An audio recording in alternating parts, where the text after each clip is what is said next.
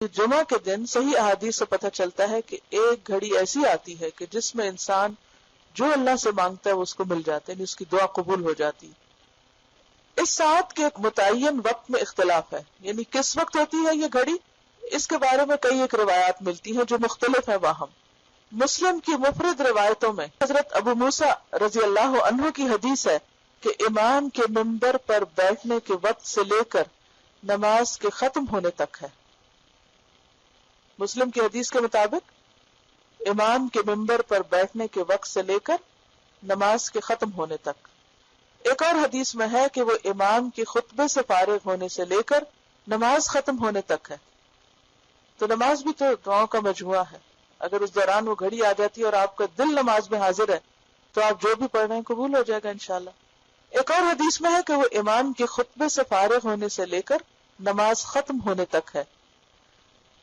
حضرت جابر کی حدیث میں ہے کہ وہ عصر کے بعد کی آخری ساعت ہے، یعنی سورج غروب ہونے سے پہلے کا وقت ہے. حضرت انس کی حدیث میں ہے کہ اسے عصر سے لے کر غروب آفتاب تک تلاش کرو. یہ حدیث جو ہے یہ حسن ہے، ترمذی نے اس کی روایت کیا. کون سی؟ عصر سے لے کر غروب آفتاب تک. حضرت ابوبکر اسرم نے کہا یہ احادیث دو وجہوں سے خالی نہیں، یعنی اتنا اختلاف کیوں ہے؟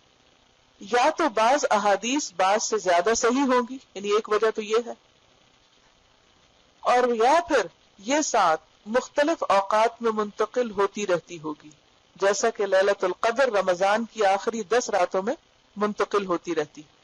یعنی ایک جمعہ کو مثلا خطبے کے دوران کی گھڑی ہے، اور پھر کسی اور میں نماز کے بیچ کی، کسی اور میں عصر کے وقت کی.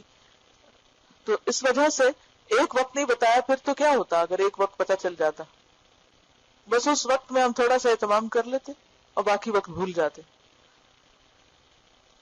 یا یہ بھی ہو سکتا ہے کہ یہ سارے اوقات ہوں، یعنی اگر ایک گھڑی مس ہو گئی تو اگلی پہ آپ کیچ کر لیں اس کو، وہ مس ہو گئی تو اگلی پہ چلے جائیں، تاکہ بار بار دھیان رہے. یہ اللہ کی رحمت ہے کہ ہمارے لیے اتنی وسعت رکھی ہے.